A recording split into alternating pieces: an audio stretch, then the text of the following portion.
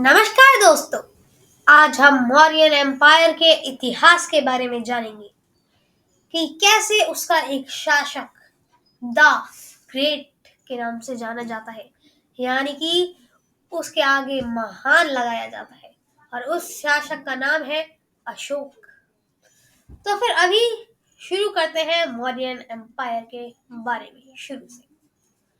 ये एक ऐसा समय था जब पूरे ही नॉर्थ इंडिया में ज्यादातर पूरे ही नॉर्थ इंडिया में चल रहा था नंद एम्पायर का राज। इस टाइम पर चाणक्य नाम का एक व्यक्ति ढूंढ रहा था किसी ऐसे इंसान को जो कि नंद एम्पायर को खत्म कराने में उसकी मदद कर सके। और फिर उन्हें मिलते हैं चंद्रगुप्त मौर्य, और दोनों ही मिलकर नंद एम्पायर के विरुद्ध एक जंग छेड़ देते हैं।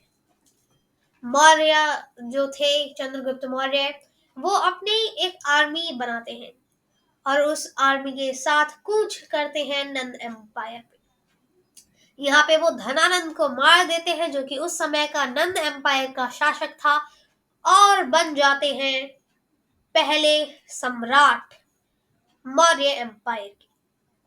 इनके सामने जो सबसे बड़ी प्रॉब्लम थी वो थी सेल्यूकस निकेटर।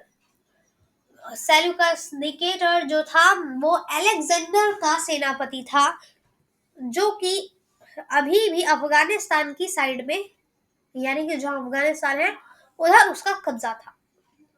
तो फिर इन दोनों में जंग होती है, लेकिन यहाँ पर भी चंद्रगुप्त मौर्य जीत जाते हैं। यहाँ पर जब चंद्रगुप्त मौर्य जीतते हैं तो फिर इन दोनों में शांति का समझौता होता है और सेल्यूकस निकेटर अपनी बेटी का विवाह इनके साथ करा देते हैं, चंद्रगुप्त मौर्य के साथ।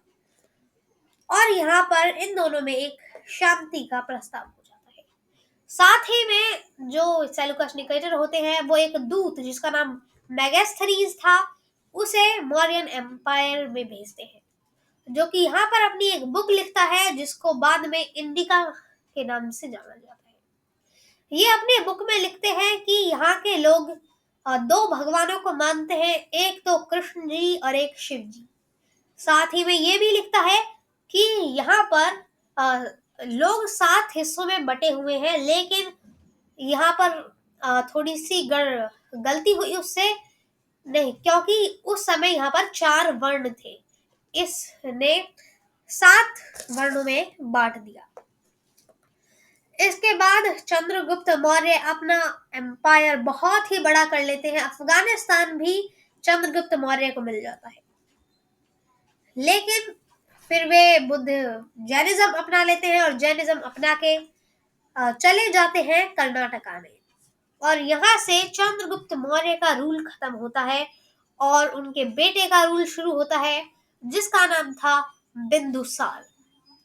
बिंदुसार मौर्यन एम्पायर के दूसरे शासक थे, और एक मान्यता के हिसाब से ये जो थे, जब बच्चे भी नहीं थे, ये अपनी माँ के गर्भ में थे, तो फिर उस समय चाणक्य चंद्रगुप्त मौर्य को थोड़ी मात्रा में विष देते थे, जिससे कि अगर कभी कोई और शत्रु इन्हें विष दे तो उसका प्रभाव इन पर कम हो। और यहाँ पर जो बिंदुसार की माता थी वो भी उस खाने को एक बार खा लेती है और फिर उनके शरीर में चला जाता है खून। तो फिर चाणक्य उन बिंदुसार को बचाने के लिए उनकी माता का वध कर देते हैं। तो फिर इसकी सच्चाई तो हम जानते नहीं, लेकिन अब आगे देखते हैं इन्होंने और क्या क्या किया। इन्होंने अपने राज्य को दक्कन में, यानी कि महाराष्ट्र के आसपास के एरिया में बढ़ाया, लेकिन अभी भी एक एरिया खाली था, वो था कलिंग। कलिंग यानी कि अभी का उड़ीसा। यहाँ इन्हीं के शासनकाल में तक्षशिला में एक प्रोटेस्ट देखने को मिला, एक विरोध देखने को मिला, जो कि इनके बेटे अशोक ने खत्म किया। और इन्हीं के समय पर जो अशोक थे वो अवंती के शासक बने। अवंती जो ये वाला एरिया आप देख सकते हैं, इसके बाद यहाँ पर बनते हैं अशोक सम्राट। ऐसा नहीं था कि इनके सिर्फ एक ही बेटे थे अशोक, इनके कई बेटे थे, लेकिन अ, इन्होंने अपने भाइयों को मार डाला। और जो बुद्धिज्म है उसके हिसाब से इन्होंने अपने पूरे 99 भाइयों को मारा और फिर ये शासक बने। जब ये शासक बने तो इन्हें माना जाता है ये बहुत ही एक क्रूर शासक थे, लेकिन इनका परिवर्तन तब हुआ जब ये कलिंग में युद्ध लड़ते हैं। जब ये कलिंग में युद्ध लड़ते हैं तो फिर वहां पर बहुत ही खून खराबा होता है, करीब 1 लाख लोगों की मौत हो जाती है। इसीलिए ये वहां पर इस खून खराबे के को देखकर बहुत ही दुखी होते हैं और इसीलिए वे बुद्धिज्म अपना लेते हैं। इन्हीं के शासन काल में जो सेकंड सेकंड काउंसिल बैठी थी बुद्धिज्म की, और इसमें एक निर्णय जो लिया गया कि बुद्धिज्म को यहाँ से अलग अलग जगहों पर स्प्रेड किया जाएगा, चाहे वो तिब्बत हो, अफगानिस्तान हो, बर्मा हो, श्रीलंका हो, चाइना हो, कोरिया हो या फिर जापान हो। यहाँ पर ही बुद्धिज्म का स्प्रेड बहुत ही तेजी से होता है और बुद्धिज्म एक वर्ल्ड रिलीजन बन जाता है, यानी कि पूरे वर्ल्ड में फैला हुआ एक रिलीजन बन जाता है। यहाँ पर इनके शासन काल में बहुत ही सुख और शांति देखने को मिली बाद में, जब कलिंग का युद्ध हो गया था।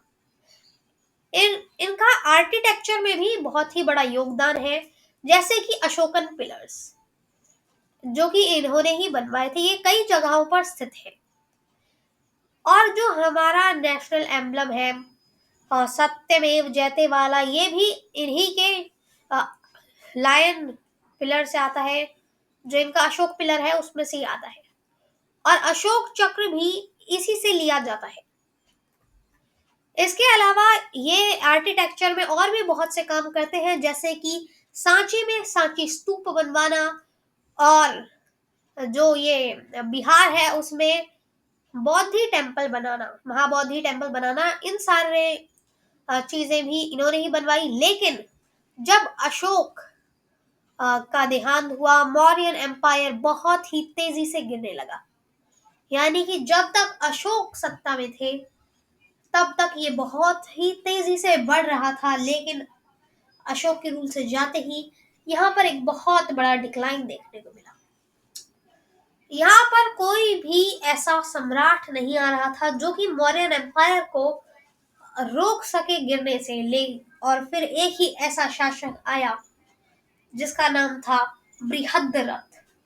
बृहद्रथ की उसी के सेनापति पुष्यमित्र शुंग द्वारा हत्या कर दी गई और यहाँ से मौर्यन एम्पायर खत्म हो गया। इस एम्पायर के खत्म होने से शुरू हुआ शुंग एम्पायर। शुंग एम्पायर के बारे में तो नहीं, लेकिन हम पूरी एंशियंट हिस्ट्री के बारे में एक वीडियो बना चुके हैं जिसमें शुंग एम्पायर की बात भी हुई है और मौर्यन एम्पायर भी ब्रीफ में बताया गया है, आप उसे जाकर देख सकते हैं। तो आज के लिए बस इतना ही, धन्यवाद।